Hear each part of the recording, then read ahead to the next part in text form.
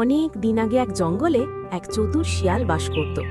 সে ছিল খুব বুদ্ধিমান, আর তার কৌশলে সব প্রাণী অবাক হতো।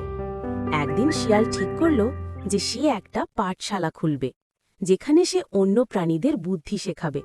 প্রথম দিন পাঠশালায় এলো খরগোশ, বাঁদর আর ছাগল। শিয়াল তাদের বলল, বনে টিকে থাকতে হলে শুধু শক্তি নয়, বুদ্ধিও দরকার। প্রাণীমিত্ররা, আজ থেকে শুরু হলো আমার পাঠশালা। এখানে তোমরা শিখবে শক্তির চেয়ে বুদ্ধি কেমন করে বড় অস্ত্র হয়। শিক্ষক মশাই, আমাকে কি শিখাবেন? তোমাকে শিখাবো শত্রুর হাত থেকে বাঁচতে হলে কেমন করে দ্রুত দৌড়াতে হয়।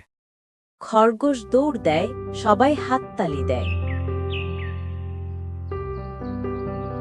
আমার পাঠ কি হবে? তুমি শিখবে ডাল থেকে ডালে কেমন করে লাফিয়ে বিপদ এড়াতে হয়। বাঁদর লাফিয়ে দেখায়, সবাই খুশি হয়। আর আমার কাঠ? তুমি শিখবে অপরিচিত ঘাস খাওয়া যাবে না, অনেক সময় সেটাই শিকারীর ফাঁদ হয়। ছাগল দূরে সরে ঘাস না খেয়ে দাঁড়িয়ে থাকে। একদিন জঙ্গলে বাঘ এসে গেল, সবাই ভয়ে কাঁপছে।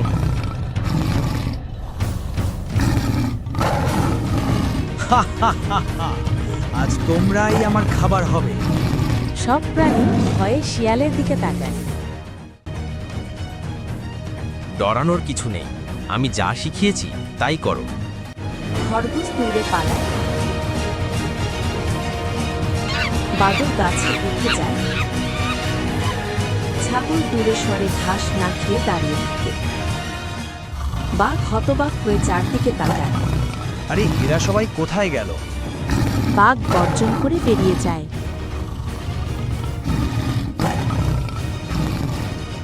সব প্রাণী ফিরে আসে, শিয়ালকে ঘিরে দাঁড়ায়।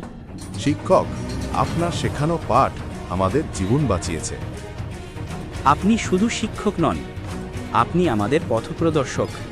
আমরা কখনো আপনার উপকার ভুলব না। মনে রেখো, বুদ্ধি হলো জীবনের সবচেয়ে বড় শক্তি।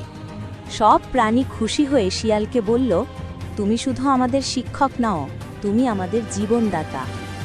জ্ঞান আর বুদ্ধি জীবনের সবচেয়ে বড় শক্তি।